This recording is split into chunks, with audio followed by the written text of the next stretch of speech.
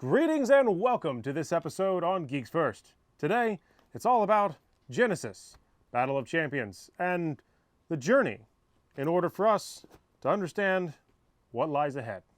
Stay tuned for all that and more, including a special guest.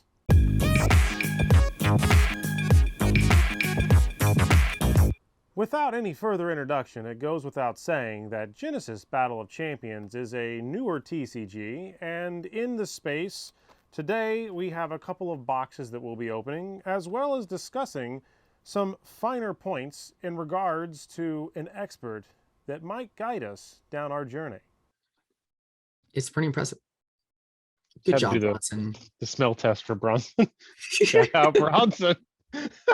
Cheers. All right. Here we are. We're starting off with a little bit of a interesting package, and this isn't the only special thing that we have today. Now, what you might see in front of us is basically an envelope that has this fantastic Haunted Castle gaming envelope where it says to Jacob, but on the back side there's this really cool seal, and it would be bad of me to leave it sealed forever. So we are going to work on opening this in and of itself so that we can explore the contents within. But before we do, we're going to invite a very special guest. So let me give him a phone call, and we're just going to go ahead and ring him right in. Hold on one second. Hello? Yeah, hey Joey? I think I have something that I'm going to need your help with. Can you possibly join me for some Q&A? No. Okay. Oh, really? Hold on one second. Let me dial you right in. Hey. Perfect. All right. Well, greetings and thank you for helping, showing up. I very appreciate you responding for showing up. I love it. Yeah. Thanks for being in front of your computer constantly, not like you aren't already. All the way from the Zoom lands of the Zoomy Zooms. You say I can bring a beer and we'll be fine. Absolutely. That feels weird. Like I should bring Decks and Drafts, or I could be like Haunted Castle or Decks and Drafts. 50, I should make a Haunted Castle pint glass. That will really screw me up. Well, today we have a lot of Origins stuff here, and I figured it'd be great to go through it and kind of guide me on some of the journey of understanding. The first thing is I'm going to go ahead and I'm going to magically go to a little bit of a smaller myself. There we go. And we have the first image here is two different boxes in front of us. They say made in Canada, and the top one here is a different color than the bottom one, and I guess we will break these out to here. So let's talk about J2. this first one here. So what is J2 as the acronym has come to be? Sure. J2, also known as Jalara Second Edition. So the thing to understand about Genesis Battle of Champions, which by the way, this is Genesis Battle of Champions. So thanks for saying that one there, buddy. Whatever. The thing about Genesis Battle of Champions is for the first 3 years, we like to say that we tested in production. Like any good test it's done in production. So the first 3 years were much smaller sets, and it was getting our minds wrapped around the mechanics and the value of various the value of various mechanics and things like that. J2, Jalara Second Edition, represents essentially a love letter to all of that testing. It is, yes, second edition, but is essentially our first kind of core set. So anybody who looks at that and looks at our history and is there were 4 sets prior can also be you're fine, please, because that is essentially the best of the best, the things that made the cut for essentially core set. So J2, also known as Core 1 in the Genesis space. On the cover, you're looking at Baruch, a fiery horse. It's the best I had. I was trying to do better than that, but horse. So with this, it's basically, like you said, it's a core set. So because there are, when I see on the side here, there's 33 rares, 44 uncommons, 60 commons, and 16 starters. Now, is that the best of from up more than what was there, or from the past 4? As far as I know, there aren't any surprise only J2 has this card. I don't think. I'd have to That one I actually don't know, to be honest. So this one says copyright 2021, and then this one here is 2022. So that must be where you went next, which is, it looks like Genesis Yep. Battle of Champions Origins. Yep, that'd be Origins. So that So was effectively the kind of the first proper new set. okay, So post kind of like the first 3.5 to 4 years of just testing J2 core set. Now it's like, okay, well, we got that part figured out. What's next for the world of Jalara and Genesis? And that's where Origins comes from. And I totally get that is backwards in flavor tech and flavor country. You would think Origins would come first instead of second edition, but whatever.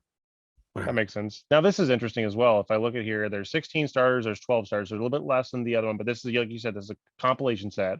Mhm. There seems to be almost about the same rare count, same uncommon and same common. So it seems like, you know, the makeup of the set size is comparable to that. Is that useful from a design standpoint by any chance, or any way you can talk maybe on why the sizing, based on the fact that, you know, this game uses so we're going to switch wrong camera here. Welcome to tech issues. So like, you know, on this mat here, I'll get that out of the way. This is one of your Genesis Battle of Champions mats. I do not remember the exact name like of this one. I feel like it's Vishood. Let me see. I'll look it up. I think that rings a bell. But basically this mat here has, and if I go to my super overhead cam, this is an, you know, it's wider than I can get on the whole camera without making it work. But if I go into this camera angle here, I can zoom out and you can see that there's a significant portion of this mat that allows for both gameplay as well as something cool to stare at when you're opening cards. So that's why that's what we're going for it. That's true. Essentially, the mat is 2 single player mats just put together. That's nice. That's the best. That's like the best way to actually size the thing. Is it's 2 single mats. So that's actually Vadis. So that is the that's the area that's like raw, as far as like Raha comes from. I can't give you too much of like the lore in the specific regions because I'm a little behind on the lore myself. I'll own that one. I own that one. It does look very pretty. Like, I mean, I think looking there's more behind me. I have a couple other mats of different shapes and sizes. So like this one is the Visud. Yep, so that'll be like blue. They're all the ones for J2 were all based on regions in the area of Jalara. Yeah, they're based on regions, the area of Jalara. Like actual, like this area is known as Vishud or Anya or Ajna. I think it's Ajna is the way they pronounce it. And then Vadhis and God, what was the last one? Still last one. Mandira, Sahas. That was the other one. The Sahas Temple. The Sahas Temple. So now that I'm looking at this, it looks like, so we have booster boxes, and then this is going to be an LGS demo kit, which we'll be working to get with some folks so we can demo this out. And it looks like inside of here there was some cool Genesis Battle of Champions sleeves that you guys have. Yep. So it sounds like you guys even have those available. There's the mats, which are, you know, paper versions, I believe, of this. And then these are your starters, your Raha versus Malik in this case. And you know, those obviously the way this game, at least my general understanding, and I'll have you give me the elevator pitch here in a second, is, you know, when I looked at this, what enticed me to want to really jump on this bandwagon a lot and really look into this game deeper is it reminded me a lot of the tabletop miniatures games I used to play, such as if you ever heard of Mage Knight or Hero Clicks or 40K. I like the concept that your cards not only were functional as a card, but then there was some tacticalness to usability within the game's space, kind of like 3D chess. So very, very similar to that. So a lot of people also relate it to Mage Wars, Summoner Wars, Duelists. Those are other games that you know, a lot of people like very much resonate with when it comes to looking at this game. So, but yeah, what you just showed off is just the demo kit. So anybody who's like, hey, I'd love to show this off to my local game store can actually, we have a direct kind of distribution platform. They can sign up for that as well as get that kit essentially for free. Like sometimes we ask for a little bit of shipping. It'd be great because it's coming from Canada. But yeah, it's that's 12 decks and 2 mats and 2 big things of rules, and they flip over and turn into 4 posters, 2 D30s. We try to hook up like a really good open house kit as we can. It looks pretty substantial, and the good news is it looks like there's enough decks in there to be able to have If I understood right, there's, I think, what is it, 16 total decks? I think there's 12 in Somewhere that. 12. Okay. It looks like there's enough to be able to have a decent chunk of folks come in, demo the game, and then it sounds like with these, obviously, they'd be going home with that deck so that they can actually be able to play against somebody in the future. So Yeah, for sure. The nice thing also is that anybody who is interested, who may not be able to get their hands on one of those decks, they can go to our website, genesisboc.com. We've got print and play decks. This week, we're actually going to be releasing the dungeon crawler variant that is also going to be print and play. So if you want to get a Genesis experience without having to worry about, like, I'm competing with people, you can do enticed me with that earlier. I definitely want to check that out. That sounded pretty sweet. So I'm so proud of that. I'm so thankful to Hono Castle for letting me try that, because that was kind of something of my design. The vision for the game has always been to be able to expand into different genres. The mechanics blend beautifully into it. It was always kind of Ossid's, like, I know what I've got here, and I know that, like, a couple of tweaks, this becomes a minis game. This becomes D&D. And I was with like, the recent, not to poke on OGL, but with that, it sounds like there's going to be a large swath of folks looking for something to, basically jump into if they do abandon ship with that. That did speed up my timeline a little bit. I'm not gonna lie. I'd been testing it for quite a while already, honestly, just because I wanted to. One, I learned a lot from the time that myself had been building Flesh and Blood communities quite a bit, and, like, what are the challenges that I know that LGSs are dealing with, with growing communities, as well as, like, how do I tap into kind of new members. And one of the things that I love about Genesis is that it can tap into entirely not just new members, but new genres. And I was like, can I take what I did over here, and can I take what your game can do and smash them together and do so in a way that respects some of the biggest challenges that most local game stores have with card games, which is wallet fatigue out of the gate, barrier to entry, and that competitive intimidation out of the gate. I love this game. I'm going to get my butt kicked for 6 weeks while I try to build a collection. Can I come up with a system that, like, ignores that moves beyond that and says, I can get a full Genesis experience without feeling like I'm actually partaking in a TCG? The dungeon crawling mechanic, the dungeon crawling variants that has been kind of cooked up does that. It tries that. I've got to test it with D&Ders. I've got to test it with minis guys and board gamers. And they're like, I would do this again in a heartbeat. And it also promotes product churn for the store. Like, the way that it functions is you upgrade your decks as you play through the campaign through booster packs. And that's product churn. So that's a good lead in, I guess, to the next question I have is, so as a newer player to the learning, now, again, my exposure to this is I have essentially taken the starter deck and I have tried to learn as best I can the mechanics and play through this with these two heroes.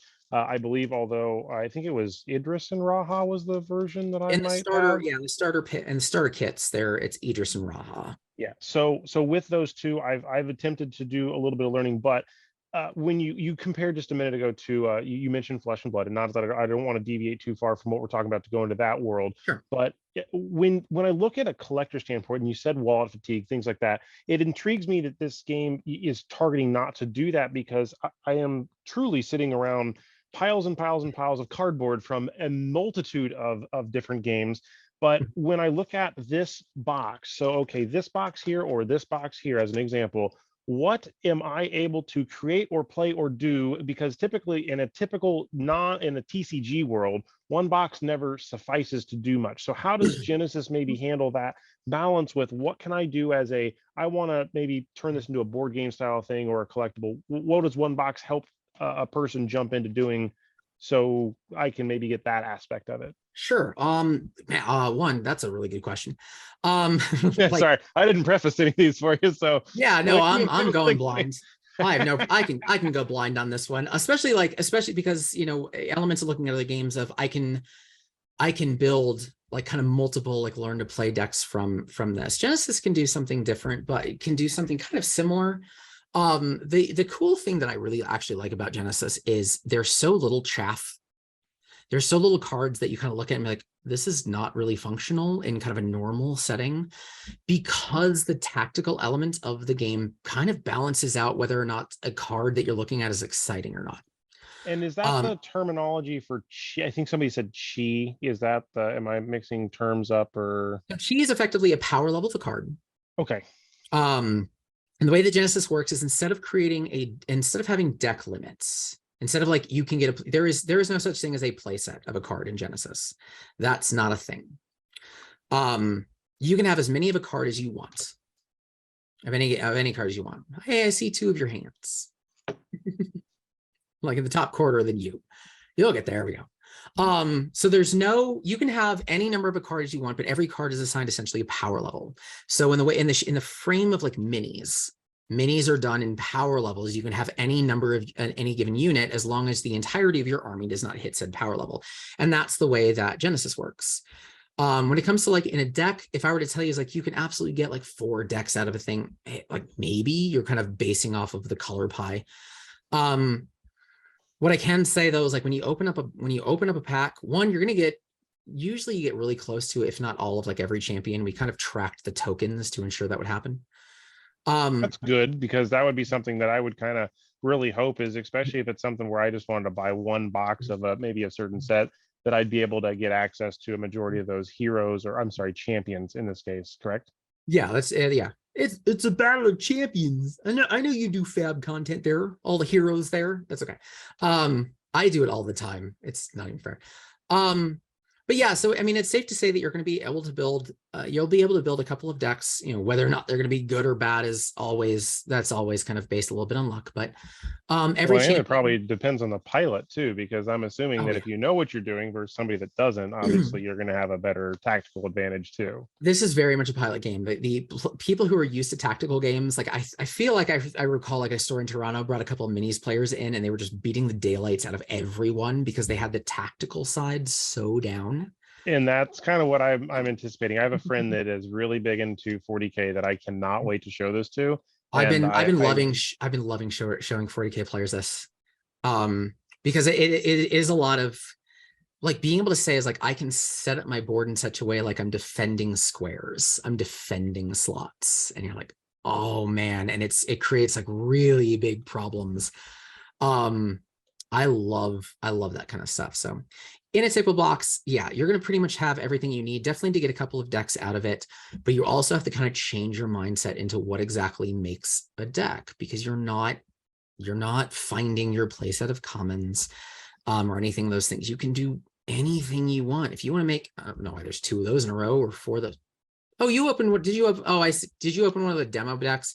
Yep. Okay, that's why they're all this. That's why they're all the same. Like I'm just rolling through the cards here as you're talking, giving that's right. To look at. That's right. I was like, okay, yeah. You can like tokens are like health and aura trackers you can write on. Also, so you've got a couple of those you can record your games with. But yeah, my introduction to Genesis was I was sent this by Jordan, Scheming Skeleton, which at the time was Flesh and Bones, and he was like, you got to try this game out, and so I did. And I wrote a review that was bad. Like you can see it on my channel. You can see it on Decks and Drafts. It is a review that basically says the mechanics of the games are phenomenal. Love the mechanics, but man, these cards are imbalanced miserably. Interesting. And it sounds like things have changed.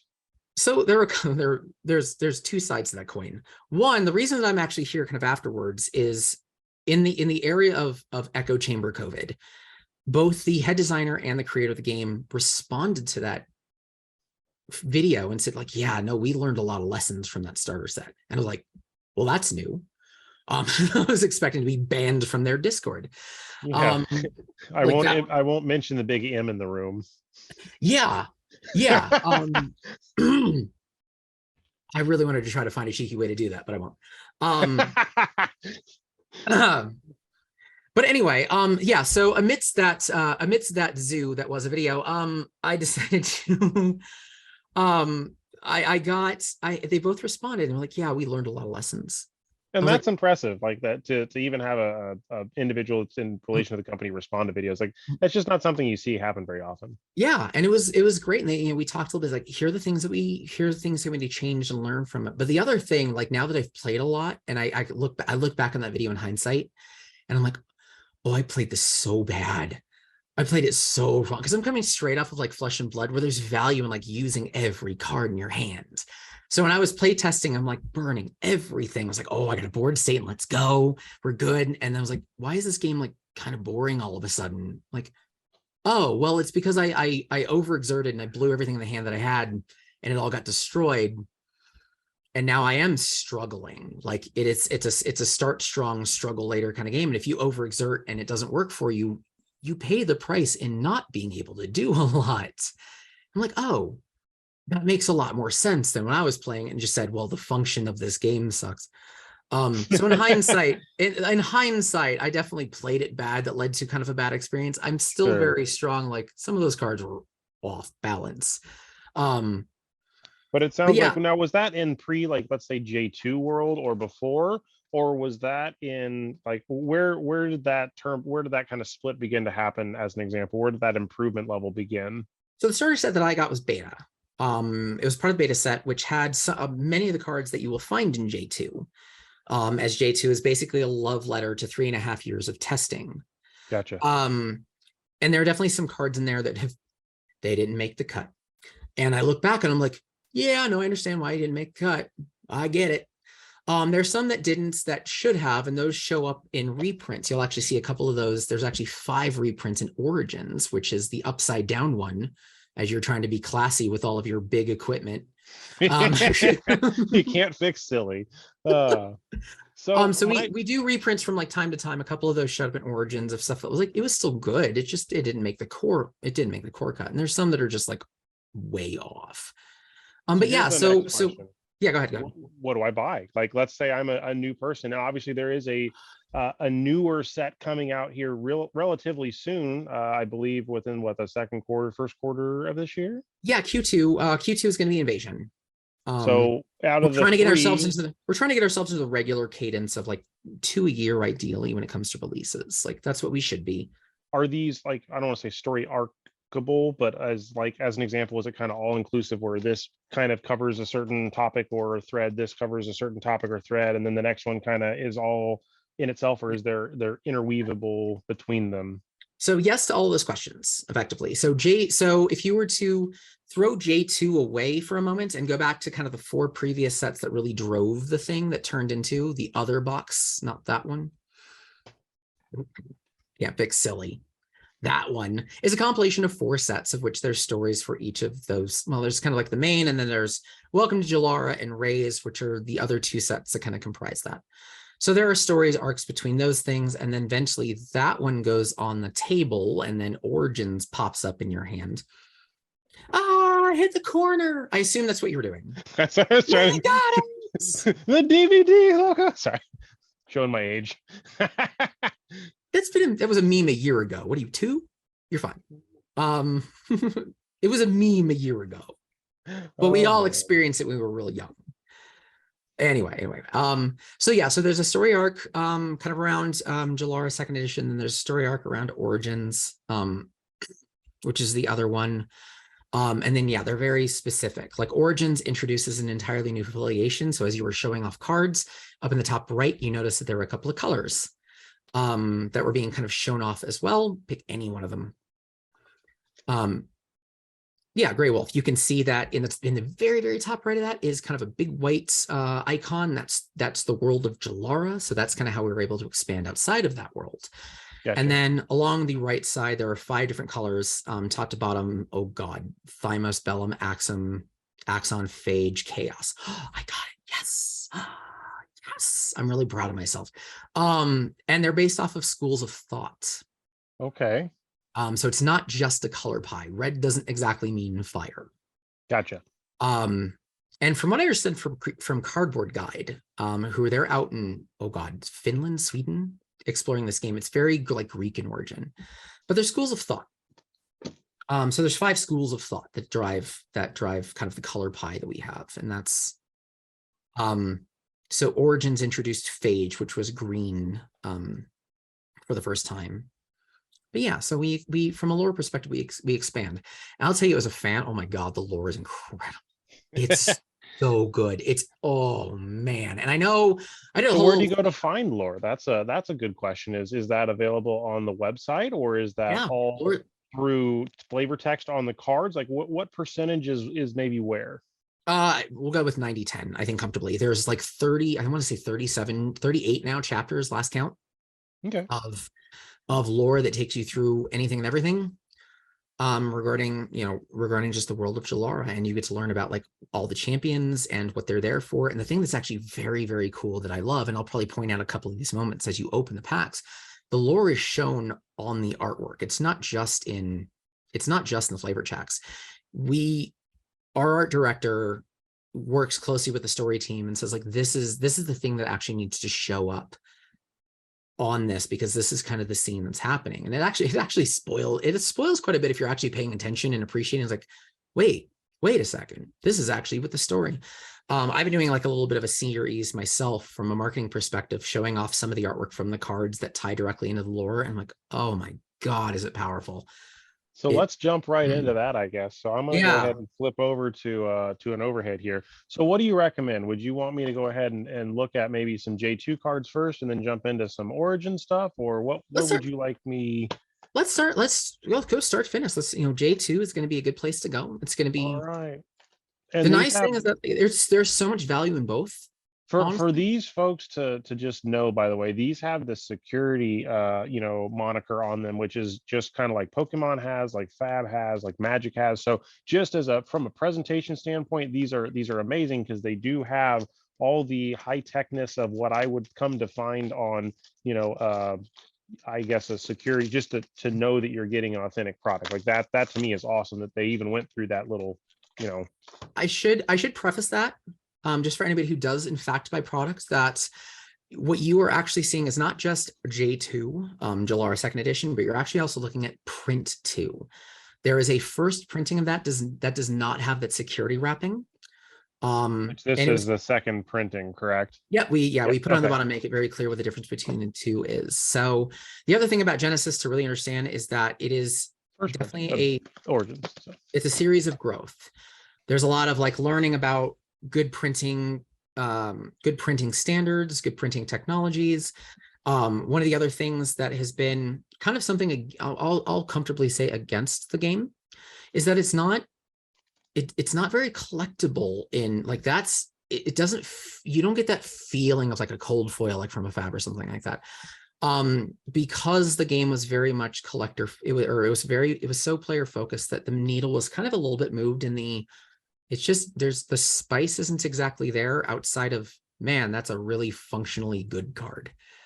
Does that make this more of an LCG versus CCG, or is it a hybrid approach maybe? Is that a bad comparison, or? I think that's a little bit of a bad comparison, specifically because of the lack of play sets. Like you can buy a box and get a majority of the set. You absolutely could.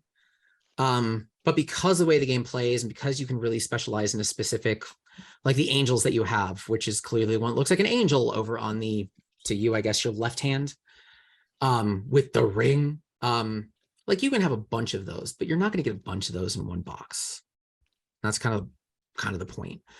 So there's 15 cards a booster pack, it looks like, and then it says, some information. I'm a dweeb, and I like to read this kind of like fine text stuff that always seems to get overlooked on most card games. But yeah, I know it's always interesting. That's how we learned about Barvo, the other hero from because they misspelled Bravo. Oh my gosh!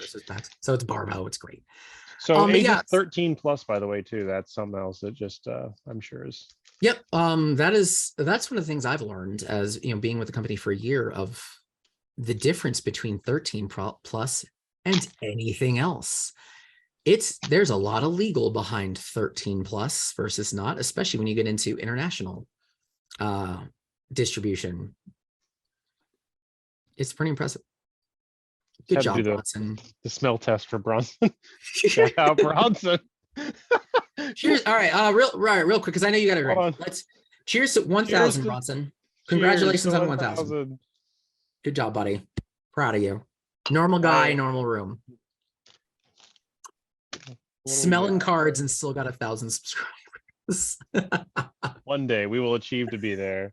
So now I don't know if there's anything special we want to do on this, or just kind of not rip and flip. We're not going to play that game. It's up to you how you want to do it. There is kind of a pack trick. Like if you flip it over to the other side, and just look at the backs. If you cycle through up to the point where you get the token right there. Oh, okay. So the tokens are double-sided.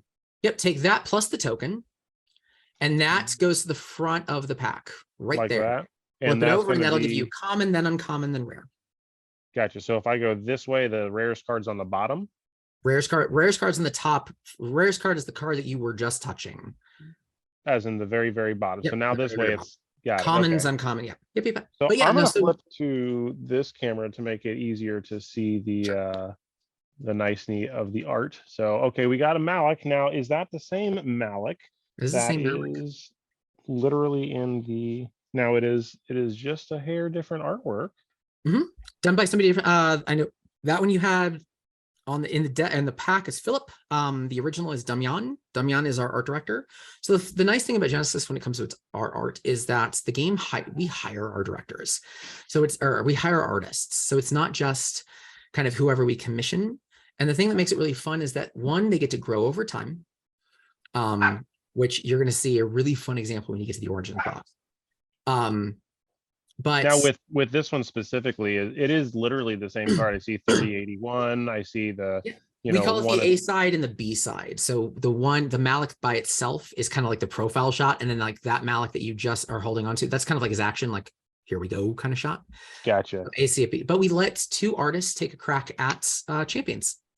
And they're all tokens that are double-sided. That's collecting art cards is another thing I like to do. So that's pretty cool to be able to say, hey, you can collect art cards. So the story of some of the artwork is like, man, it's so fun to talk about.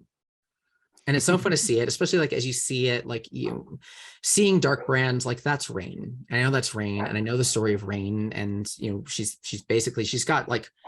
just talked to by 5 like demons. Essentially, but she's also the first character that you're introduced to in the game. She is part of a demon. She is kind of a demon. She's demon, but demons are like done. Like they've been beaten by the elves. They are done. She is like the last of them as far as she knows. She has no business being there. So it's really cool to kind of see her stuff. And I see that's funny. Sidestep, get it? You can move sideways. Boom, boom.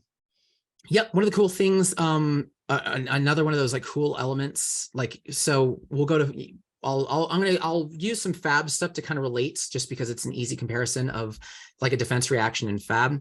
In Genesis, defense reactions are effectively evasion. So sidestep is you can do a whole bunch of things that are going to hit me, and then I'm just going to get out of the way. Okay. Because this is very much like a stack building game. First in, last out, just like Magic. Draw a card. Draw a card. Exert. Cost you life, draw a card, which is a key. That thing's gotten kind of a little nuts lately. This specific one right here, this Underworld Knowledge.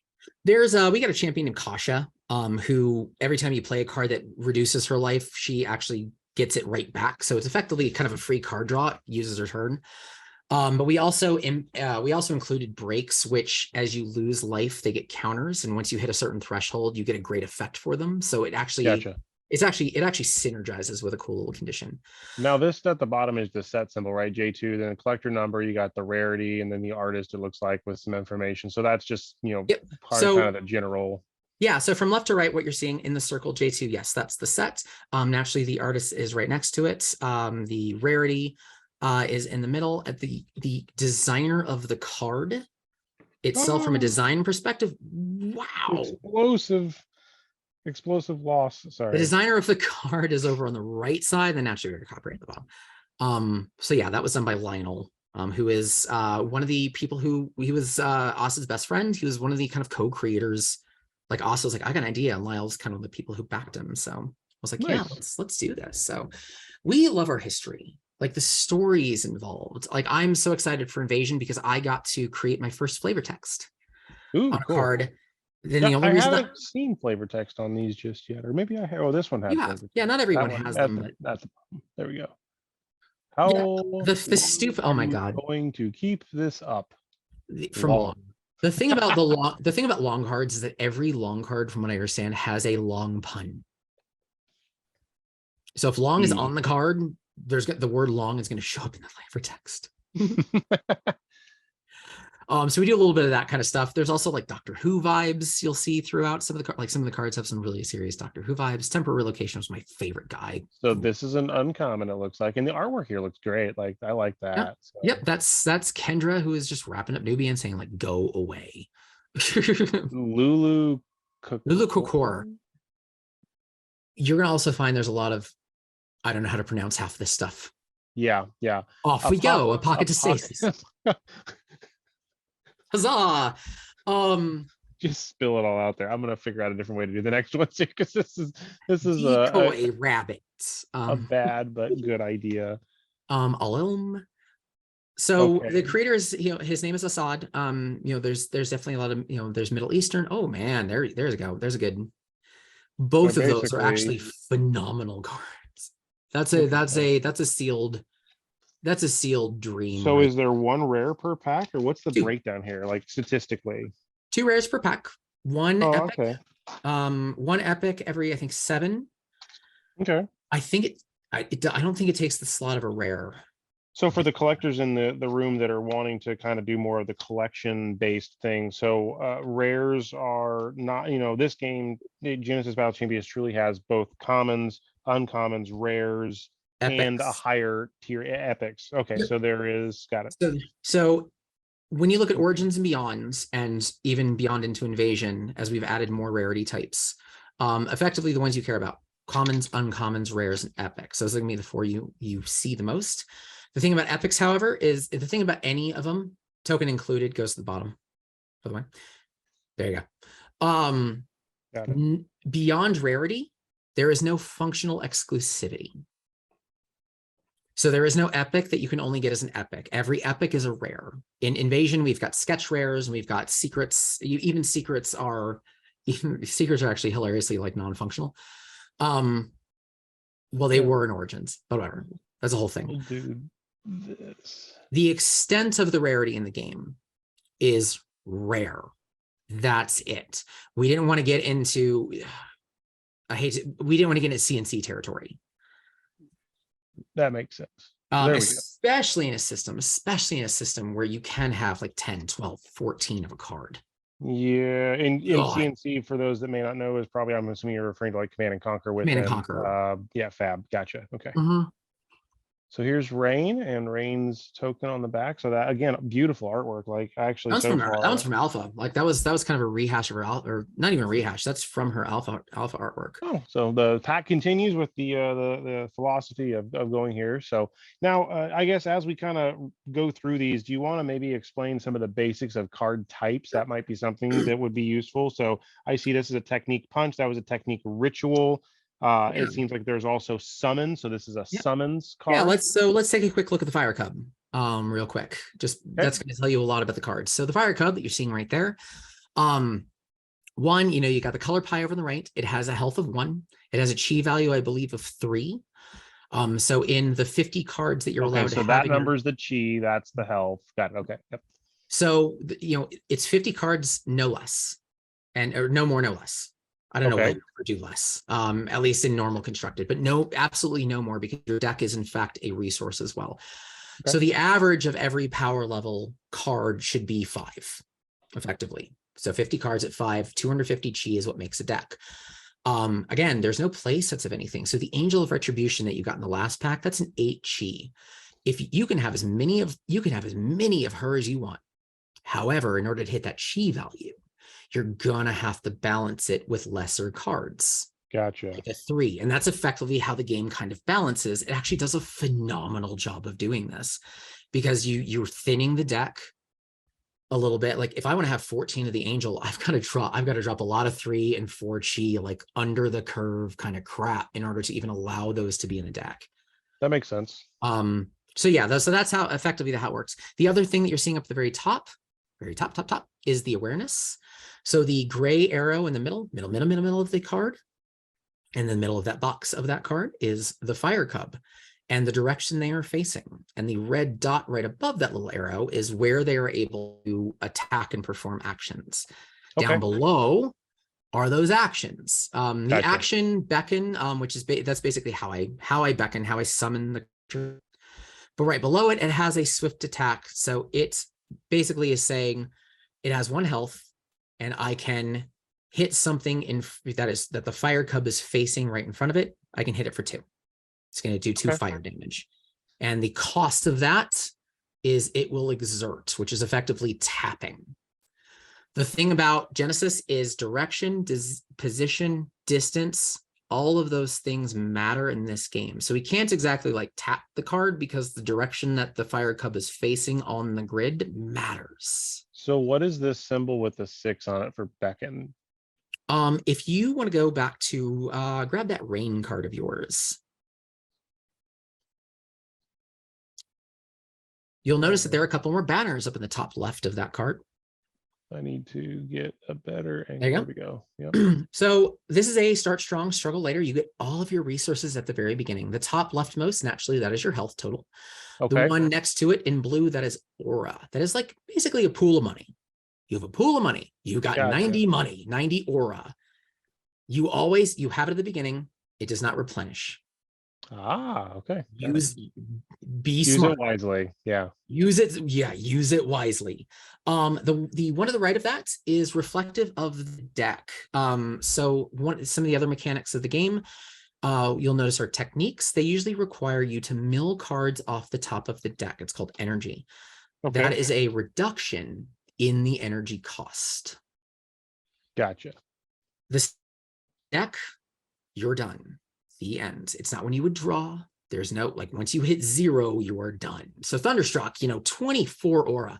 Most of the time, that's going to end up using like a quarter of your main aura resources. But in the 6 squares in front of what you're facing, it as a It does almost a lot like an of instance. It's an area of effect card, basically. It's, fire for effect kind of a thing is what it looks Yeah. like. So I can hit anything in the 6 squares in front of me. I can hit it for 5 damage. I can basically kill the thing at practically instant speed. That's pretty sweet. Then we got the baboon. Yep, I use a ton of my resources to do it. Yeah, the baboon. The baboon's always fun. Dawajin's one of those really fun position cards. You'll notice if you look at his abilities, he doesn't have an attack on them. There's no actual damage he does. He just moves things out of the way, which in this game is a massive benefits. Especially if you're trying to line up an attack, like you can only attack straight, but then you're all of a sudden, 1 square to the right or left, and that makes your attack useless, basically. It sounds like. Which is greatly reflective of what you're staring at right now, which is a smoke bomb. Move to a spot in smoke bomb's awareness. I'm going to spend 10 aura. I'm going to burn 3 cards off the top of the deck. And in the middle of the stack where everything is happening, I can move 1 or 2 squares behind me. And if your stuff isn't in the awareness of that, well, it's gone. Didn't mean anything. Good chat. Giant spider. Yes. There are a number of spiders, and I'm not a fan of that. Oten. Another great, like, I'm going to get out of the way. You do a bunch of things. If you're being targeted. Okay. And I'm just going to get out of the way. So then what's the hands? Is there a draw on hand size?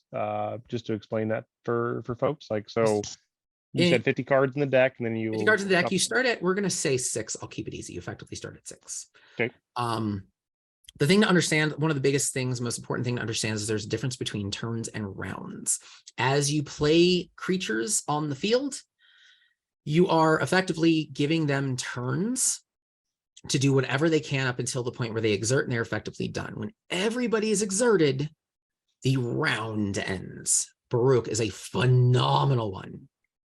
That's a kind of one of those fun little meta ones. It's 15 aura. It has blitz. Effectively, it's haste. We have hit. Is that on the pack art? Yeah, no, it's on the box art though. That's the box art. Yeah, so you've hit a pack art and a box art. Nice.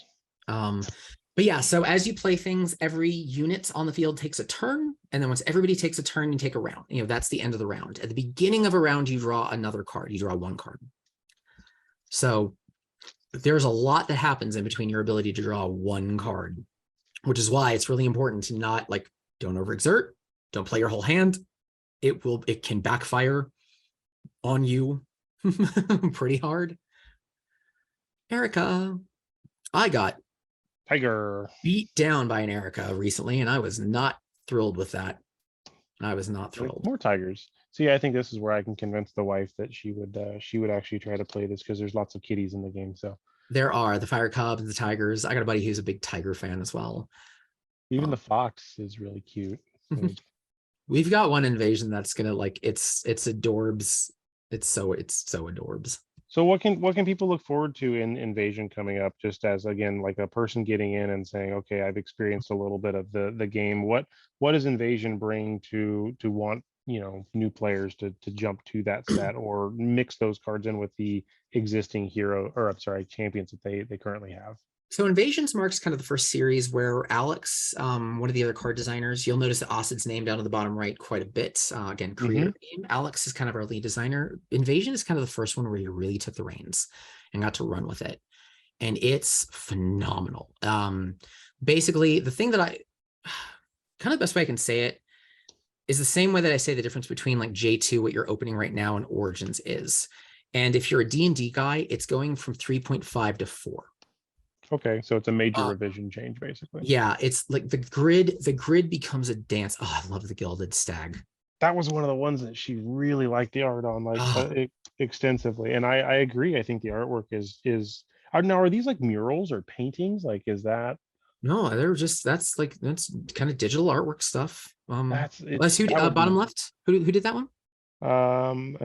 The artist. Oh, I don't know if I can pronounce very correctly, so I'll let it autofocus. Rumiana. I don't know. We had a couple who did like a couple of pieces for us, but yeah, no, those were Gilded Stag. That would be something cool to have as a wall art or like a poster or even a playmat. Like those are the things that to me like that would be.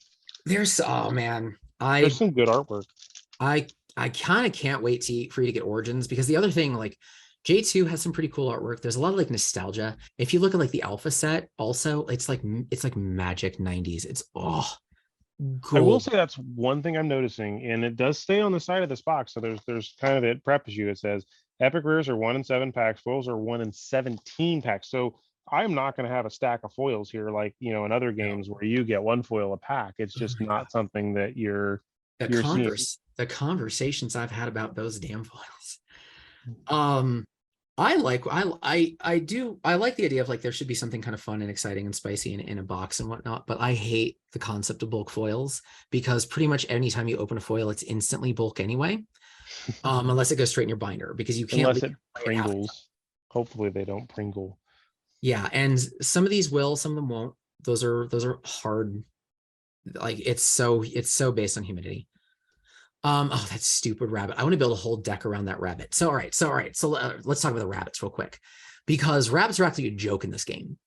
Okay. They were inside, like, I think one of the early sets, like somebody brought in a rabbit and they were like, well, this is silly and bad and dumb. And it's just silly. And like this rabbit specifically, its effects is just bad and dumb.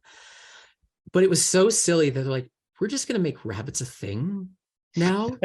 So every set has rabbits, and in Origins we decided to just make one that was actually like viable and dangerous. Is that the really big tall? I think I saw an image of gargantuan rabbits. Like gargantuan. That looked pretty sweet. Like, it's like, let's make this viable and see what happens. We actually even had, during the Kickstarter parties of the game, our art director Damian made a champion that was basically a rabbit. Like he has like a scythe, but the scythe is a carrot. Hey, there's one of our Doctor Who cards. Stone Protector knee. If you look at it, it's very TARDIS inspired. Yeah, I can see the hat very much. Yep, top, and then like the middle is very phone box.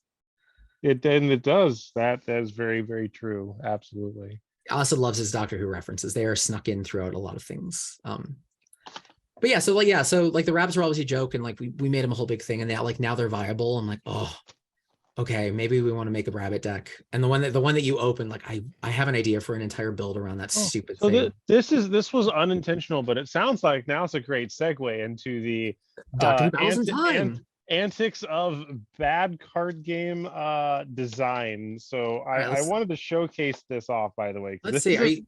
I can't wait to say. I haven't actually seen those. I don't think you've ever seen these, but here. So each pack contains 9 cards. This is by BC's or what the BBC. And these were from 2004.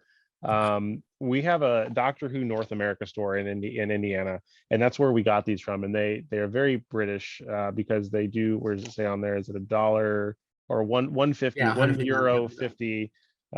And it is just the most weird stuff. We used to throw these in when we were opening a bunch of our like Pokemon and other stuff, and we would just kind of arbitrarily. Now the biggest thing is I got a pack of just the throw in. trolls. I love those.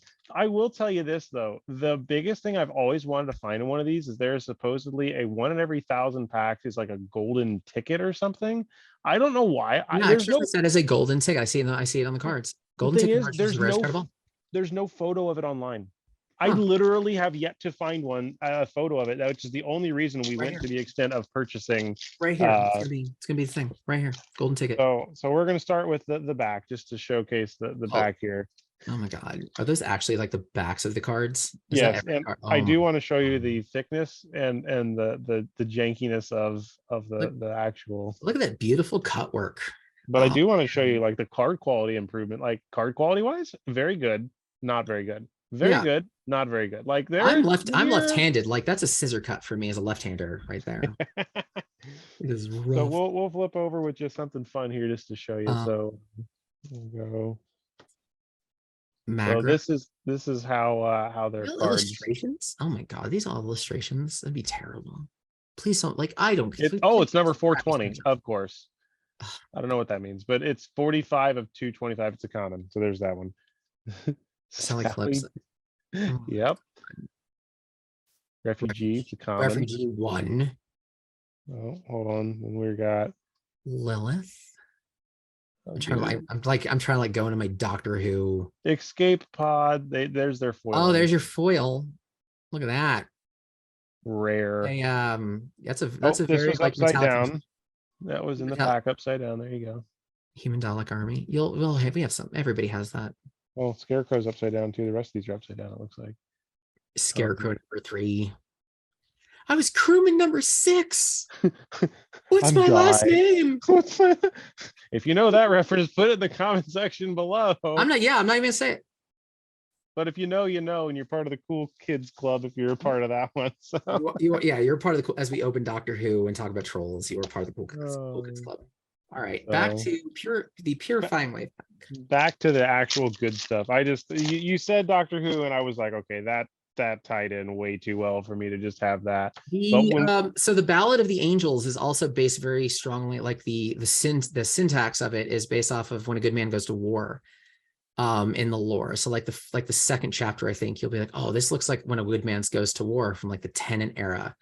I'm pretty I think those David Tennant's when a good man goes to war. It's based off the same syntax as school. Water pillar, and we still again at this point have not hit a foil. So hitting a foil at some point. All right, so peripheral, like I gotta take a quick second. Peripheral vision is one of those cards that you look at and you're like, why in the hell is this what it is? It's 6G. It's above the power curve. It's above the average power curve, and all it does is says you can rotate. You burn 3 cards off. You burn 3 cards off of your deck to rotate. I did not appreciate how valuable that card was. That's one of the things I love about the tactical elements. I was like, why am I spending all of this to like prevent 1 damage? And then you see what it does. And you're like, oh no. Guardian. Mm-hmm. Subjugation. That's a fun, versatile card. I can either, I can do it as an attack that's, comfortably escapable, or I can do it as like a cast ability that can hit aerial things and whatnot. Hey, it's one of the aura tokens. Oh yeah, look at that. Ooh. Oh yeah. Rule sex and back. And then these must have been commons. Okay. Yeah, you didn't do the pack trick. Whatever. I Shadow Claw. A third one. It's folding. Power transmutation. Shoulder. So now my question is, we've opened 8 of this. So, oh no, we haven't, because where were we at? We'll soon open 8.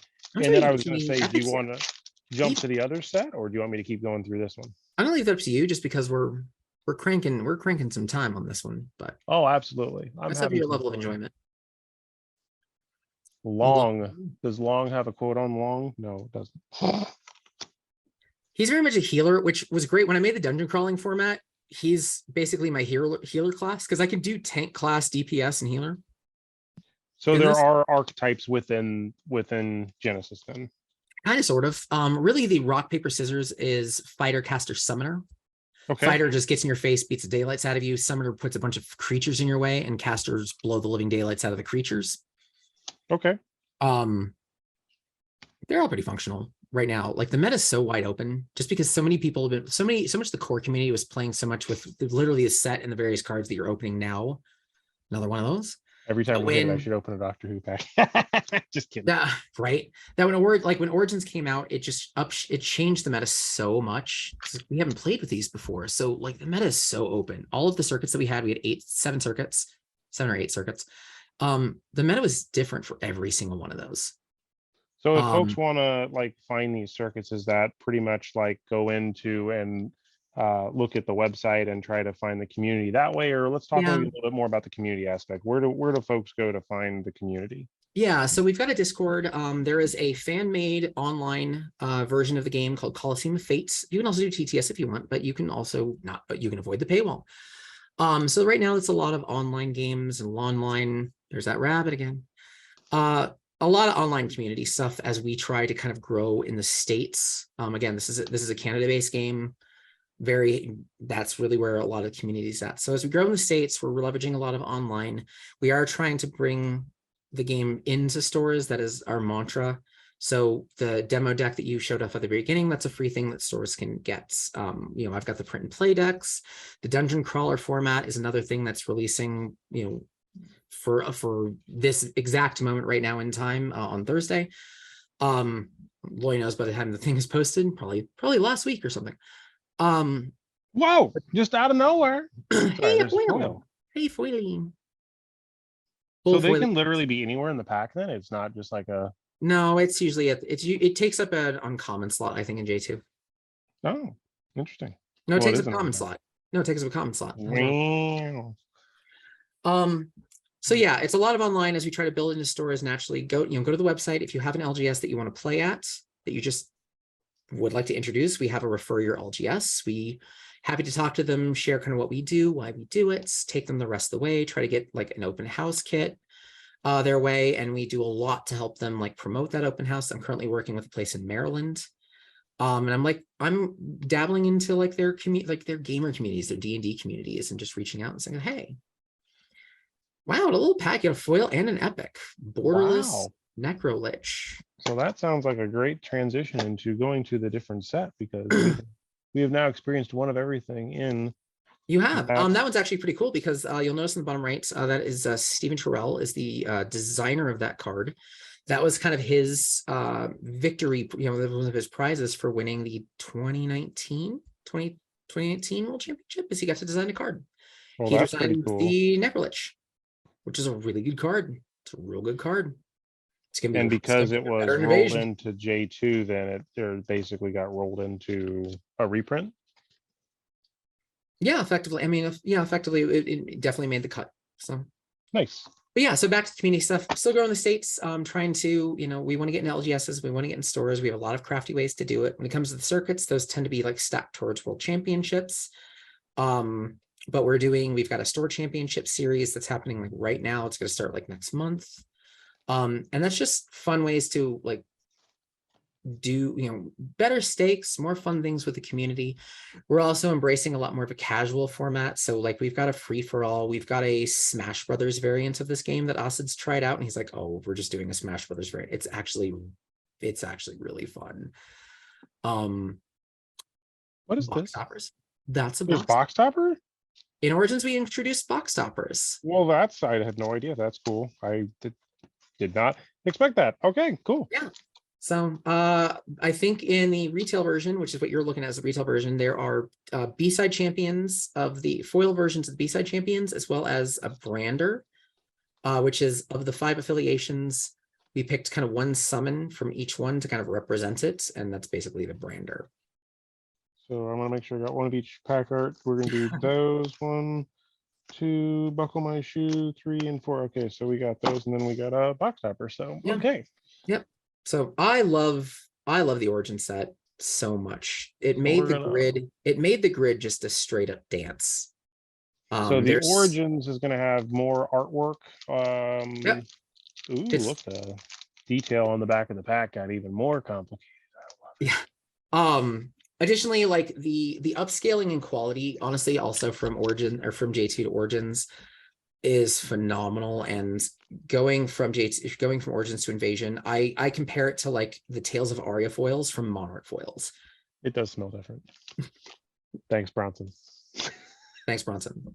Cheers to you. No, I'm such a fan of Aria. Oh my god. That gives me like 50s monster movie poster vibes. I love the Vedutas. That's pretty cool. Mm-hmm. That's like you said, repurpose. That card is literally like I made a bunch of bugs and I just took one apart so I can use one as a shield. That's hilarious.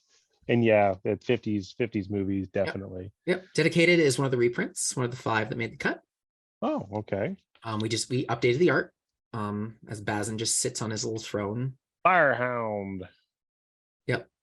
Ooh. Yeah, man. Fire elemental things became a thing also. I'm also excited for that invasion. Elemental attacks are a thing. We also added fatigue in the origin set, which basically is like if this hits you, you're milling off the deck. It's a troll, or it looks like it's an imp, but it's an imp. Oh, cute little obnoxious thing. Another one of those that like he synergizes so well with if you take damage and hit a certain threshold, you get stuff mechanic. Oh, because he showed up, I figure I will show my main coon off for a second. Oh, look at your little pain imp. Yeah. Mine is there. So this is cool. It's a swarmed Leo. Yep, getting eaten alive. That's kind of interesting. Divine Blessing. We got a high yeah, that was jump. also fun. Divine Blessing added another element of it from a gameplay perspective. It's called the Modify Stack. Okay. Talk about a goofy thing that is just kind of wild. So as you go through, like you do a thing, I do a thing, you do a thing, and eventually you get to a stat count. Divine Blessing is one of those cards that like once you hit a certain number in the stack, it does substantially more, but you have to get there first. And if somebody has that slot, you have to let it resolve whatever it is. Hey, another epic. Oh, wow. That was early. You get a couple. Lunging Assault. But yeah, like you have to let it resolve, like if you want to take that slot, and then if your card's the 5th slot, you get a lot more benefit from it. But I really liked Modify Stack. I thought that was a fun mechanic of it's very risk and reward. It's very like the thing I love about Genesis is when you get into tactical elements, it's very risk and reward. Like Rain, who is one of the the second champion that you open with like the little spirits around her. She has a 1-turn kill mechanic that's actually like kind of her meta deck. You're like, that doesn't seem healthy at all. Except it's 100% risk and reward because she can do all of her stuff. And then all you have to do is just get out of the way with a common. Cool. This looks freaking awesome. That art's awesome. He's he's a bloodthirsty kind of guy. So he has to gain health or he loses it. Is that a chicken? Oh my god. The stupid chickens. It's like Zelda. So, yep. So in LGS that I have, Devin made a deck of 50 chickens, 50 of those cards. And the champion that he uses is one that he flips over, and if it's a summon, then I can summon it at cost. So every turn I have to deal with 2 new chickens. And I'm like, this is driving me nuts. There's a squirrel.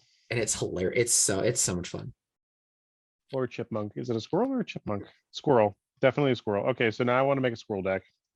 You can make a squirrel deck. Actually, the Asad's wife is known as the Queen of Squirrels.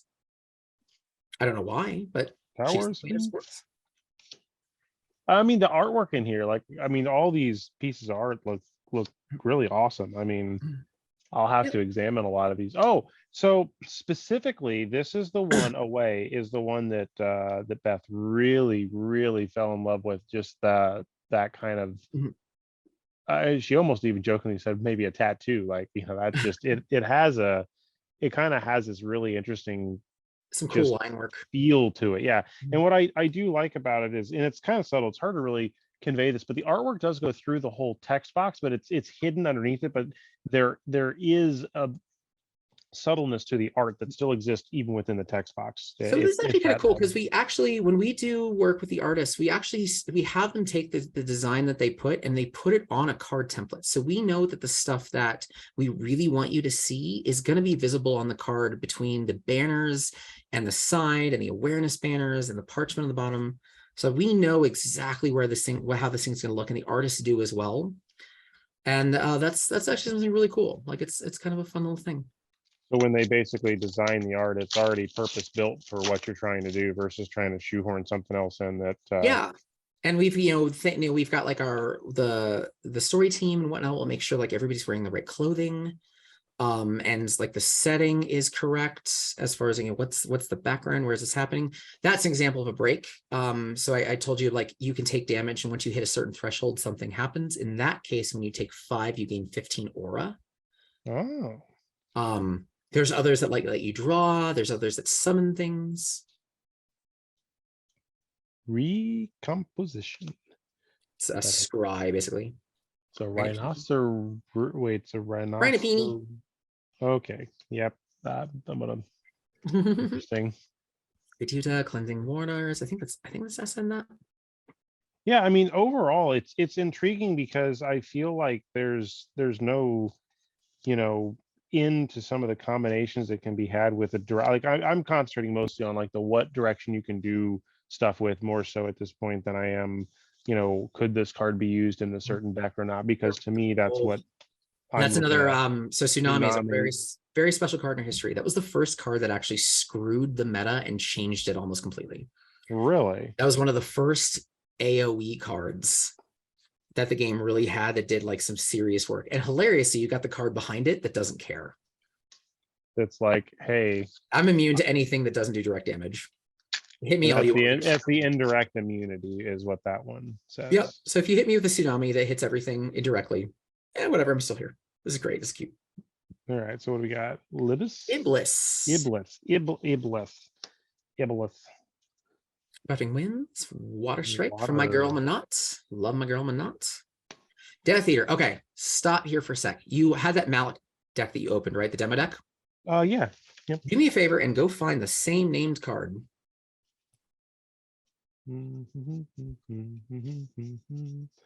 Looking. Everything's upside down. I should probably flip these over, but I can read upside down. It is not going to be the same artwork. There we go. Okay, perfect.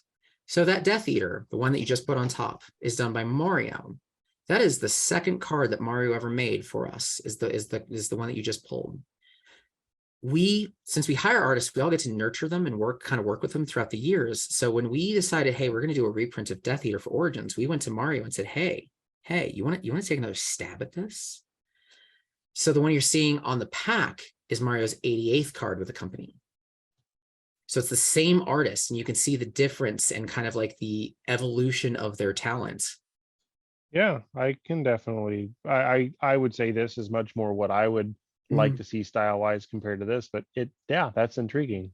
Yeah, they both have kind of their cool little charms and whatnot, but like when it comes to highlights and shadows and all the composition stuff, same guy. We got to do the same card. It's like that's like one of my favorite little artist stories. Is there anything that identifies this as a card that came in a starter, or be like if I were to mix these in with my other cards as I'm playing over time? Is there any way for me to know the exact composition of the starter deck to go back to it? There's not. That was Welcome to Laura, JAE, bottom left. Gotcha. That's it. I didn't know if there was like a specialness to that. So nah, not really. And that's okay. Like I don't want. That's a buddy. Why are you biting me? Sorry, When it comes to the logistics, that's an entire slot in like on a template on a plate. That's like, do I really want to do that for something that is literally the same thing? Usually no. I love my cat, but sometimes he can be a butthead. We have that with Luna. Deceit. Bazin's little deception. It looks cool. Long. And Bazin getting pummel in the gut. So this is I think we actually have another 4 packs that I'm going to kind of go through real quick, and then that will kind of wrap up just the opening to showcase off some of the cards. Because trust me, if we were here for the whole thing, we would both be hours, and I'm going to get in trouble. We would probably need some stuff. Which that means that I will get to have the better half open those, and I get to comment and listen to what she says in a completely separate video. So stay tuned for that at some point. And taking your rhinovirus. Ooh, hearty soup. Soupy again. How good that hearty soup is it's surreal how good that card is. The Rhino. So see, this is where I'm starting to see that the commons you can start to get duplicates pretty simple, but Mhm. obviously when you start to look at some of the uncommons or the rares, that's going to take a little bit to get through to probably Yeah. obtain what you're looking for, especially if you're looking for multiple copies of it. Yep. They're Yep. cool. I She's lucked out on and another there's tsunami. Yes, I can make a. Sudden Vengeance is one of my favorite cards in the game. It's also one of my favorite pieces of artwork from Dahlia. She's new to the Origin set, and it's just absolutely gorgeous. Of Kasha just swiping Essa off to the side. How hard is it to find artists? And maybe that is something you don't quite know, but I just in general, how hard is it to maybe ask somebody to, hey, get interest in making a piece of artwork that will go on a card that somebody will play? Like, that's a different thing than, a piece of artwork that It's sticks on a wall. actually really easy, honestly, as far as like finding people to do it. It's kind of finding people who can also adjust the style that they have to the one that we have. I'm getting there, making the chicken stack. who did the artwork for that one? Who did the artwork for the chicken? Alex Rias. All right, Alex Rice. Alex did that one. So yeah, one of the fun things about like Invasion is that we gave every one of we gave our artists a chance to do a secret. And all the secret is they get to take one of the cards that we've got and they get to do it in their own style. Gotcha. It's like however you'd want to do it. So we've got like an anime style, we've got like there's some cute little styles in there, but that's it. Bacteriophage, that's Acid's. I think that's Acid's favorite piece of artwork is the Bacteriophage. It looks really neat. It's also terrifying because it replicates. So you play it and you get another one for free. Oof. Then Warping Sweep. This is why the other thing is I'm going to be reading some of these so that I can kind of get familiar with some of the cards and some of the generalities of the rulings behind, what they do. Warping is one of those, like, I'm going to basically bounce around the board and end up behind you. Sudden Vengeance is another one of those. That's actually a key to my personal strategy for the deck that I've built. Of like, I can just hit you from 5 squares away, or I can get the heck out of the way of something. This card feels bad after the last year. That's fair. That's fair. Love Rogue. Tower Sphinx. Love the Tower Sphinx. That actually made the cover of, that was the cover of the Gamma article. Come here, you. More impies. Tower Sphinx. Oh, that's cool. See, now I need to track down one of those. So where do I find that? You might be able to find them. You might be able to find some at LGS's. I told you about this. Okay. This is the article I got to write for Gamma. Oh, nice. I will definitely have to track. I'll send you the. I mean, you can say link. Malefic Impalement is also nuts. That What art a is phenomenal awesome. card. That was also one of the spoilers. Is that Iblis got gutted in the chest with a spear from Satyr. That didn't happen until the last chapter of the actual set, but of the story. No, she takes a spear in the chest. Kato, hey, there was the one that you were talking to me about. That's We redesigned Louis and George from May the Be With You into their likeness. I don't see it, but okay. We made some changes to the artwork. Spore Cloud, that's pretty cool. That's the first we've seen that one. Fun little trap. We have traps. Like you know, if you have an arena, you might as well be able to play with it, right? So alterations, traps, things that affect the board. More tower, launch. Literally launch an ant somewhere. Snare, another one of the best cards in the set. I love like the best cards in Origins are uncommons and commons. Ooh, that looks pretty. Zenith Pulse is also nuts. And Electrical Storm, so very similar to Tsunami. I can see the elemental aspect to this set where there seems to be a focus on the elements. There is. The Phage stuff is very like electrical. Interesting. So I guess the last piece that I want to touch on real quick is there was this. So do you want what's supposed to be in the box topper? So in that one, you're going to get two. So the champions that you were seeing, you're going to get two foil versions of the B-side champions, which I think those are the actions. I forgot which ones. It's either action or they're. Hey, I did it right. They're upside down. Yes, I did it. And then you're also going to get one brander, which is going to be a full art summon of one of the 5 affiliations. All right. So first up is the brander. So that's the Thymos brander. I think it's Thymos.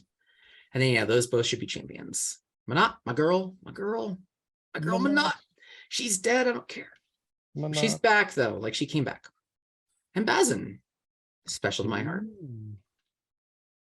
Interesting. really So fun. that would be something where to collect a bunch of these, you'd need to probably open a bunch of boxes and then, take these to try and get a set, basically would be. Yeah, you'd definitely be opening a couple. So Oh, I see. They say B at the bottom, and then in the top. So there's 5 different versions, or well, 1 through 5. It looks like there's Yep. 5 different ones. yeah, Of that. one for each affiliate. Yeah, one for each affiliation for the branders, and then every champion has like the A side, B side.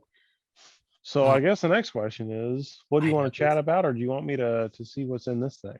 Might as well. I don't know what's in that. I don't know either. So this is just a letter that was inside of the kit that came with, and I still am just blown back by that wax seal. Like that's just so cool. I almost don't want to break it. Like I almost want to just not It'll pop like a sticker. You'll be fine. pop like a sticker. It should butter There we go. No, I or left not, whatever. All right, let's see. Regardless, be a sticker. We like our like personalized notes and whatnot also. So let's change what that is. Ooh, it's pretty. I think wax seals are very, very awesome looking. I'm gonna make sure I pull this outside. That is okay. That needs to go over there because that's PII. This is not PII, I don't think. Hey, there's a card. Oh, I there think it is. Thank you for your pre-order of Invasion. It's going to be an awesome set. Here is your new store bundle, a few boxes, starter kit, and other goodies to get things started. Don't forget to stay in contact with me or Joey. Guess what? Talking with you right now. Also, we have a Facebook group that we can keep informed, and it gives me some other information. He signed it, CEO of Haunted Castle Gaming and creator of Genesis Battle of Champions, and he has some contact information that I will keep private just in case it is not public information. So probably other is. than that, Finding everybody as well. And then look at that. Nice. I love that artwork of Tsunami. We took the artwork that we had for Tsunami, which you've already seen twice now, which is just a big blue blob of Tsunami. And we're like, what if we had like, I think that's Manat. oh wow, so it's actually just it is truly just an artwork card. That's awesome. I think that's Manat in there, who's like trying to stave back a bacteriophage from coming through the tsunami. I can't. Yeah, that's Manat.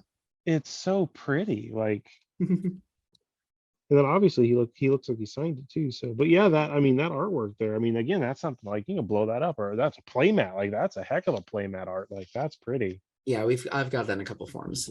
It's pretty cool. I'm a fan. That is freaking awesome. So yeah.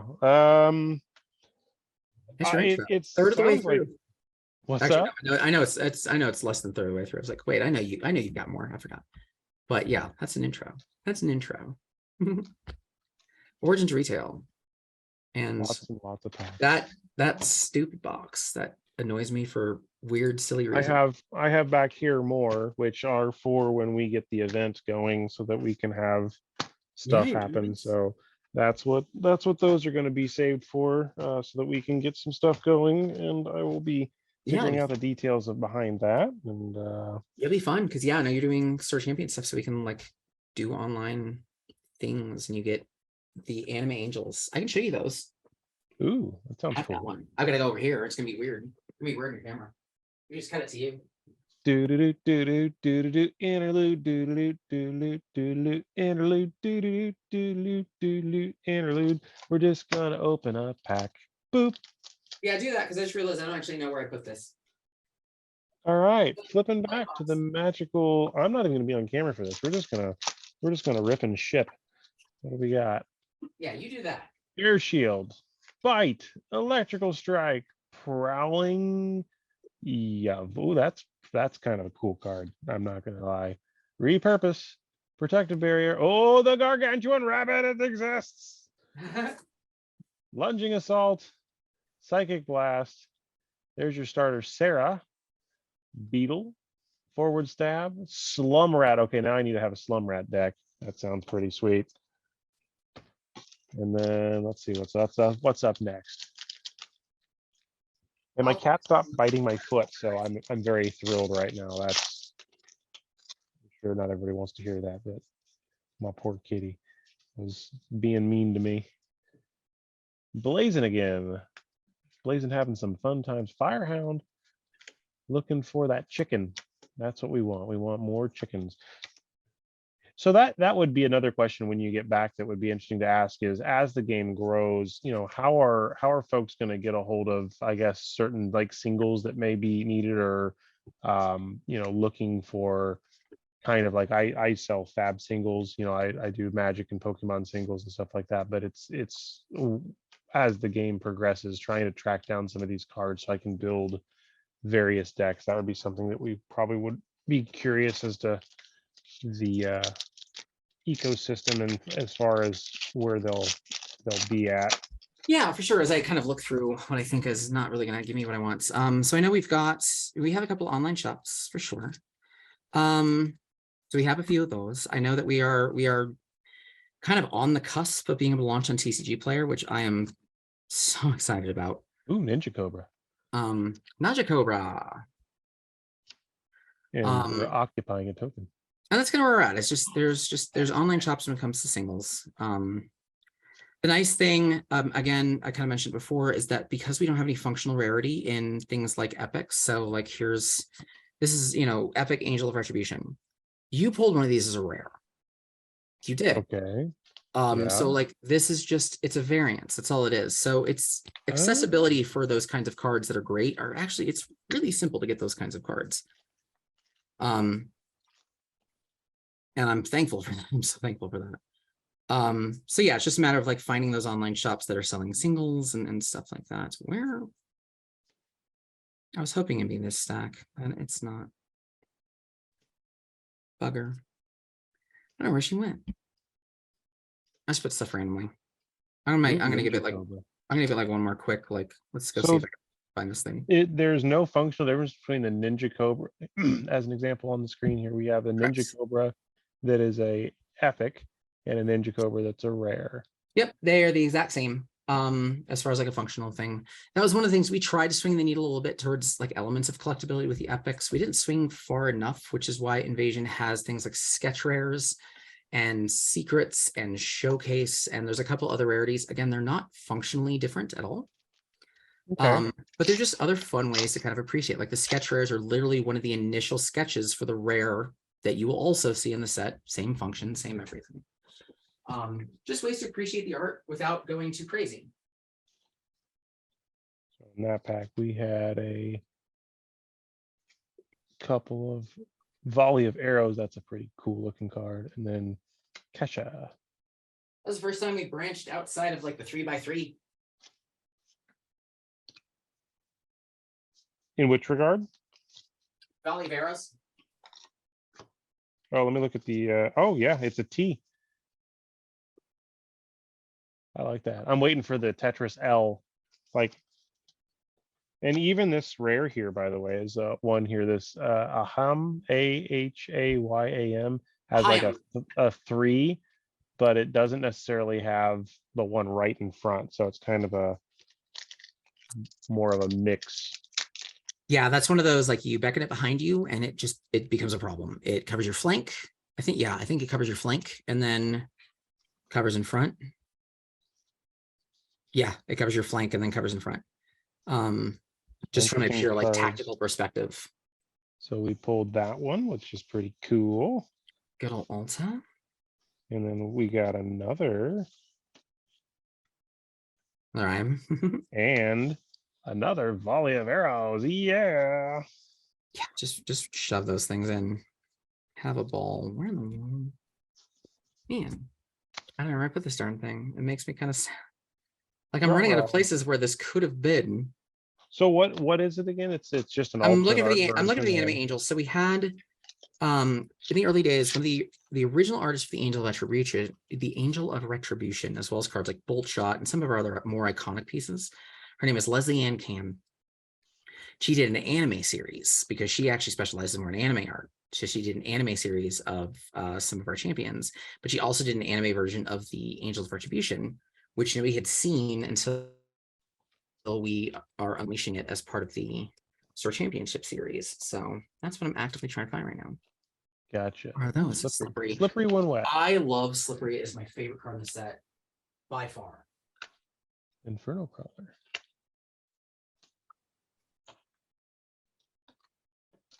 One more look. one more quick look, and then I'm gonna call it. You just need to just be like, okay, I've lost it in this somewhere. Stack token card. All right, so we have to do the pack trick here, and then, all right, so this will be, oh, hey, it's a rare foil, Inferno Crawler. Wait, was that the first card in the pack? Yeah, First card in the pack? yeah. So is the next one a foil? No. No. Okay. I was like, oh, did you get a God pack? Are you kidding me? Why is there? Are those? Do they They exist? are. They're all foil. Those Oh, are things wow. that happen. Ooh. They are nutty and they are fun. They're a lot of fun. I would assume, given the fact that rare or foils are not very common, that would be very rare too. Oh yeah. There you go, collectors. That's what you can go for. We don't Track quite them. have God packs in Invasion. They're a little different. It's So is definitely that an origin specific thing then, or? actually been a part of kind of the product for really since kind of I don't want to say the beginning, but it's been a part of it for a while, honestly. Nice. Yeah, God packs for Invasion are going to be you get kind of one of everything, like one of all like the spicy stuff, but it's not every card. We didn't make every card a foil. Huh. And I'm thankful for that. So there's 2 J2s. That's foil. Oh, these are those promos. I'm stalling for time while you're digging. Yeah, I think I'm find this thing. I mean, worst comes to worst, you can send me a photo of it when it's all said and done. I can do the power of editing and put it right here. There we go. Yeah, I mean it's on the website too. Like, Yes. it's on the website. Origin, G2. So it's because those are box toppers. Gotcha. So yeah, I mean, I'm gonna circle back to my head here. Yeah, you do that. I'm gonna Boop boop boop boop that. boop boop. These are the from the 2 boxes. So there were the 3 promo cards. Then we have, it looks like a total of 3 epic rares just from I would say essentially we've opened 1 box worth of product between the 2, splitting it here. I'm gonna open packs because I want to. Now is epic and epic rare? It looks like they changed that between the 2. It says epic Yeah, I'd say and then epic rare. they should all be epic rare. I think they should all be epic. That's kind of more of like a we screwed up kind of problem. And then there's 2 foils here. We got 1 a rare and 1 uncommon. So I would imagine to find a foil epic is probably very hard to find. I don't even think you can even get them in J2, to be honest. Oh, gotcha. I don't think they even exist. Hey, you got Meteorite in our. Ooh, the Meteorite looks cool. Which one was that from? That's from. This is from J2. So yeah, Meteorite is one of those like really versatile. Like I can hit something for like 3. I can hit something for 2 damage. I can hit an area of 9 for 3 damage, or I can just I can hit the entire board for 5. Huh. Like for fun, like just hit the board.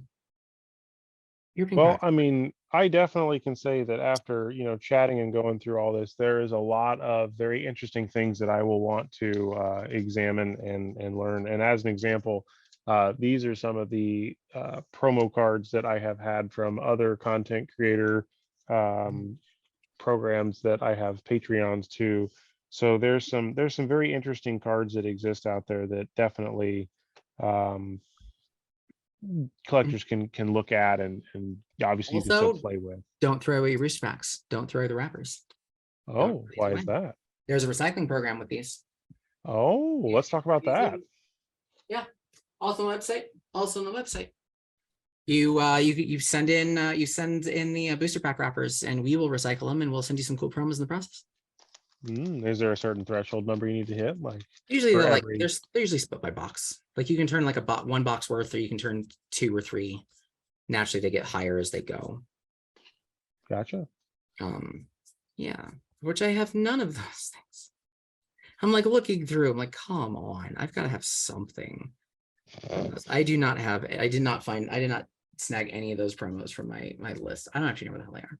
Like I said, they're probably in the car. It's all good. But yeah, like a sister. I still think that, overall, again, like looking at the play mat, the quality of the cardboard, the pack, the artwork, the generality of the tactical component to the game. I mean, there are a lot of things, and I definitely want to check out your new dungeon crawl style mode. I think I'm that's very something excited for I'm that. definitely looking forward to. So Yeah, I want to, an opportunity to get involved in the game in a way that's like very collaborative, and yeah, it's gonna be fun. And the whole thing is print and play. Like every aspect of the game is print and play. You don't even have to build so that decks. is considered free essentially then, or Yeah, as free, I think, is humanly possible, because like the campaigns themselves, every deck is actually static to start. Like that's actually how it's built, is everybody has a static deck to begin with, and the upgrades of the deck as you go through the dungeon. Normally in D&D, you like check a box that says I have an ability. In this, you open booster packs. But if you don't have booster packs, I literally made up 10 fake booster packs that you can print out and hide, and like, hey, all right, roll a die 1 through 10. This is what you opened. So that's a version of like a loot pack, basically, right? Kind of, yeah. Yeah. But then the nice thing about the mechanic is that you can, with them being static, you can go through an entire experience and you slowly build up your collection. And if you never want to do the competitive side of things, you just want to keep doing like a dungeon crawler type of thing and just treat it like a board game, go for it. You'll get a couple cards if you want I them. did Cool. want to If show not, this off before I forgot. the tsunami shirt. I'm wearing the cool tsunami shirt that I very much appreciate. That is definitely a fun one. I'll be keeping that around. I look too official. I look too official. So I'm trying to find other things. Like I got, yeah. The promos are fun though, also. This one's fun. This is like Austin's like first weird request for a piece of art was the Aura Surge. And he was like, I think I forgot how the story goes. It's like, I feel like you're like, can you be maybe like a little bit more, give us a little more direction on what you want? And he's like, make sure there are 10 bubbles. Because he just didn't know how to be, like, he couldn't be like the asshole that was like really specific. He's like, just like, I gave you a vibe. Can you just do that and be awesome? I don't want to be like, I don't want to get too much in the way. He was like, fine, put 10 bubbles on it. So there's 10 bubbles. Interesting. Good job, Austin. You got there. You did it. So yeah, that is a very interesting, hopeful, video that you can watch. It's going to give you a kind of a walkthrough of some of the stuff on Genesis Battle of Champions, and kind of showcase at least the J2 set and the Origin set. Sounds like I said, and by the time this is out, Invasions will be coming, it sounds like. I mean, it's coming now, but like you got some time. Unless you're going to spend a good 3 months with this video not doing anything with it. I think you'll be fine as far as it's not on the horizon. I'm hoping it'll be out a lot sooner than that. Like my goal is within hopefully a week or so is my. Yeah. So it's already target. on the horizon. It's going to take some time. We've got a little bit of time for that one. So. Well, that is definitely cool. Yeah, I'm already like starting to like try to deck tech stuff as I'm sitting here. So this has already become a problem. It's dangerous to deck tech this game. It's very, very fun to deck tech this game. I can foresee.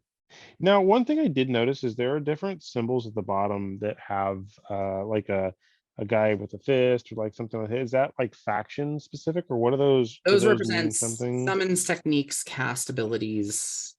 Okay. So yeah, it's usually a type of card. So usually you're going to have like cast abilities and spells. Those usually tend to tap into your aura. You'll have techniques. Those tend to tap into your actual card pool. Like they will mill cards off the deck more often than not. Gotcha. Okay. So there is some usefulness to the icons to help you kind of maybe understand the archetype or what it's accessibility.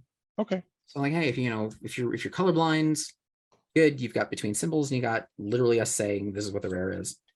And interestingly enough, I didn't know this, but I do know somebody who is colorblind now, and he does play TCGs. And it was really interesting when I was helping him open another card game, and he could not tell the difference between certain rarity symbols because that was just an impossibility with his particular situation. So that was a good foresight, because not everybody is lucky enough to be able to just do that. So yeah, Accessibility and kudos all for things. doing. Yeah, gotta get it in front of it. So Other than that, I've now unmessed. I've just started piling things all over. So now they're in at least organized piles. But fair enough. thank you Mhm. so much for spending this time with me, and hopefully those of you that are watching enjoy this. And if you have questions, you can reach out to Joey. I'm sure he is more than happy to answer your questions. I know that he has been super helpful, even though Joey at hauntedcastlegaming.com is how you can reach out to me. even though he didn't really want to help me with this video. Gosh, like, I'm just kidding. Whatever. He's like, hey, look at all the cameras that I have, and look at this amazing setup that I have, and look at all the things that I'm talking about how good I have the production quality, and look at me not being capable of showing you like the right box or something that's right side up.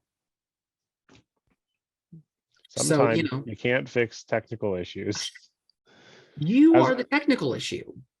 as a wise man once told me, for everything you do right, there's 10 things you've done wrong, and for everything you've done wrong, inevitably more will be wrong than right. That is it's pretty accurate. It's pretty accurate. But any final comments or things that you would like to just maybe showcase or let the general community of Genesis to know, or maybe how they can Yeah. find a store that's near them if that's something they want and they don't have. Even though it's just the Genesis community, but if this is a game that you're interested in and you'd like to take a little bit of a look at one, you're more than welcome to reach out. We've got the community on Discord. Just go to our page, genesisboc.com, and that'll get you everywhere you need to go.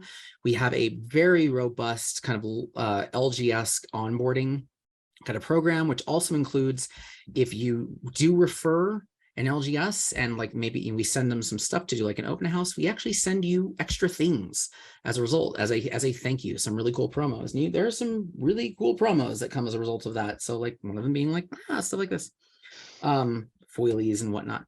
And we have that in a lot of our programs, honestly, of between the booster pack, the recycling program, sending things to LGSs as opposed to you, get you a lot of extras. So but yeah, so we've got a robust onboarding program. If you want to see this in the store, let us know what store you want to play at, and we kind of take it from there. And we'd love to help them, help you, and just see this game played a lot. Just to see this game played a lot more physically, And we've got a lot of different ways to do that in fun way. That are pretty fun. Be it competitive 1v1, free for 4-player free for all. Those mats, you put 4 people on a mat, and it is pandemonium.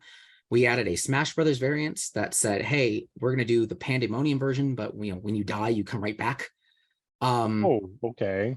So it's like stocks. So you get like 3 stocks that, if I kill your champion, I get a point, I get the kill point, but then they come right back with like, everything is refreshed. The deck stays the same though. So like eventually you're going to run out of deck, and eventually like the game is going to in fact end, but it's whoever has like kind of the biggest kill count at the end of it.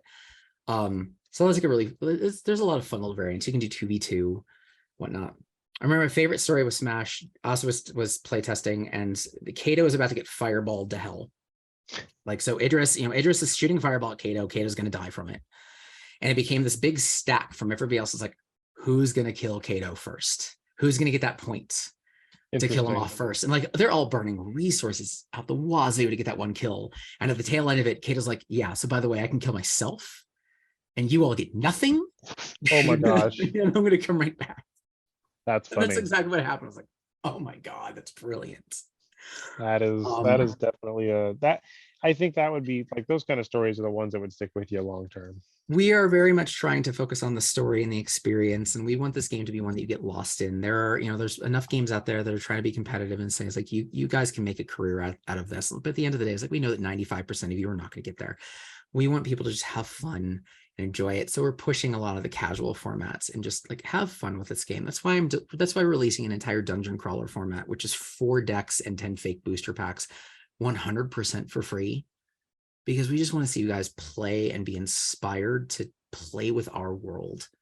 And we want to see what you do. And I will make sure to take that link and I will put it in a pinned comment down below in the video here. Because I mean, honestly, even it's free. I would try. I mean, I would say anybody should at least give it a try, because it sounds like that'd be something that's Yeah, I put it in front of a bunch of D&Ders and board gamers we're just like done with TCGs, and they love the daylights out of it. They love that collaborative feel, and they bring it in. And the idea, like, all I have to do, I had it like modeled like D&D encounters. Like, I'll show up to an LGS and pay like $10 to have you run an event for like 2 hours for me, and I get some product I get to take home with me, which is something you can't say about the system. And that's it. That's all I need in order to kind of experience this and have some fun with my friends. And it's been working, and I love it. And I really hope it's something that catches on. I really hoping it's something that we've created a Genesis alternate timelines that allows anybody else. So the deck is called a timeline, by the way, so it's like really thematic.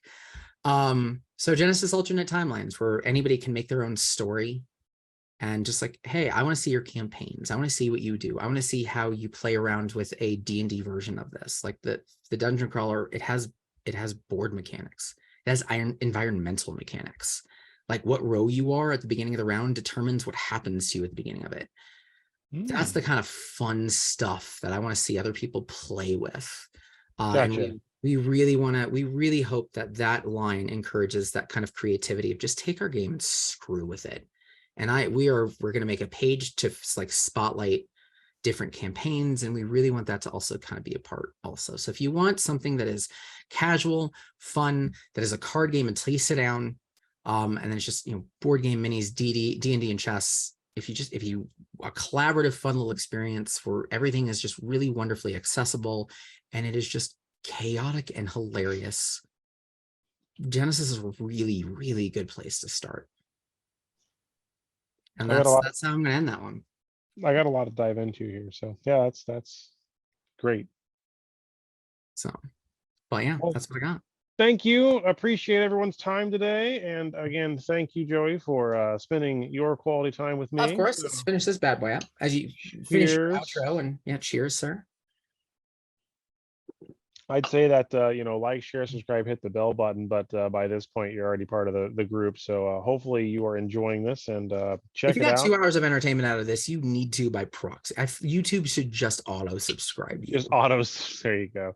I am impressed of where I was, I would say, about a year ago to where I am now. I mean, I know I'm still a small channel, but like, it's impressive to see the growth just as people natively find content and find things that are genuinely helpful, because that has been the number one feedback thing I have found, is as long as the stuff is helpful and not some like, sign up for my mailing list thing, subscribe, paywall every, it's like, I don't know. So those are, to me, it's nice to find genuinely helpful content. So the emotional connection that you have in creating something that is helping, regardless of whether or not it's going to bring subscribes or anything like that. Like I know this full well with Learn to Play Kit.